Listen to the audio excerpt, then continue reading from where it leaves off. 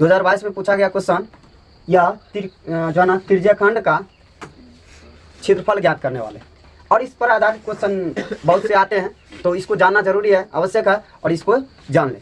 तो इस क्वेश्चन को मैं बताने वाला हूँ कि किस तरह से हल करना, और बहुत कम ही समय में हल कर पाएंगे, लेकिन पहले इसको समझना जरूरी है। समझ लेंगे तो कोई दिक्कत नहीं होगा। तो चले कहा गया है कि 42 सेंटीमीटर त्रिज्या वाले वृत्त के उस त्रिज्या खंड का क्षेत्रफल जो है ना निकाले जिसका केंद्रीय कोण 30 है। केंद्रीय कोण, जब भी कोई वृत्त हो, मैं जो है ना एक चित्र के द्वारा मैं समझा रहा हूँ, ध्यान से समझेंगे। तो यहाँ पर जो है एक केंद्र वृत्त है, और वृत्त के जो है ना एक त्रिज्या खंड है, और त्रिज्या खंड का बताया गया केंद्रीय कोण किसको कहते हैं? केंद्र पर जो बनता कोण वो 30 डिग्री है। केंद्र पर जो बना कोण वो 30 डिग्री है, 30 डिग्री का बना हुआ है। और ये भी बताया गया, इसका त्रिज्या जो बताया गया 42 सेंटीमीटर, और दोनों का तो त्रिज्या तो जानते ही हैं सभी बराबर होते हैं एक वृत्त के ही अंदर।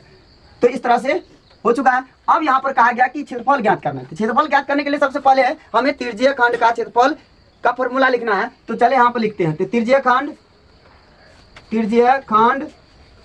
का क्षेत्रफल, तो त्रिज्या खंड का क्षेत्रफल तो होता है क्या? थीटा बटा 360 आप जो है ना पाई आर स्क्वायर, ये होता है।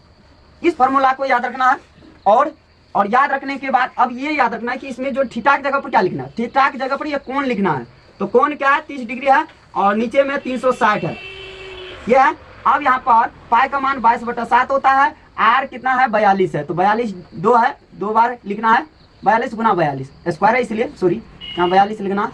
अब क्या करना है? यहाँ पर 7 से डिवाइड होगा, यहाँ पर 7 से भागा लग जाएगा, 7 का 42 6 बार में कट जाएगा। उसके बाद ये भी कटेगा जो ना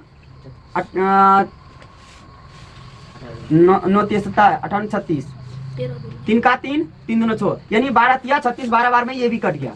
तो यहाँ पर कट गया। तो फिर यहाँ पर ये देखते हैं, ये भी कटेगा, 6 का 6 और 6 दूना 12, 11 दूना 22, ये भी कट गया। अब यहाँ पर 11 गुना 42 हो जाएगा, 11 गुना 42 कर देंगे तो आंसर प्राप्त हो जाएगा। तो यहाँ पर करते हैं 11 दूना 22, 11 चौको 44, 44 से 2 46, इस तरह से प्राप्त हो चुका है। तो ये रहा आपका त्रिज्या खंड का क्षेत्रफल। त्रिज्या खंड का क्षेत्रफल निकालने में बहुत आसान है, लेकिन इसको समझना पहले, उससे जो है समझ कर यदि बनाएंगे तो कोई दिक्कत ही नहीं हो सकता। तो इसलिए मैं आप लोगों से ये गुजारिश करूंगा कि सबसे पहले फार्मूला जितने भी हैं उस फार्मूला को पूरी तरह से याद कर ले, तो कोई दिक्कत ही नहीं आ सकता। कोई भी क्वेश्चन को हल करना जन चुटकियों में कर सकते हैं। तो इतना ही, जय हिंद।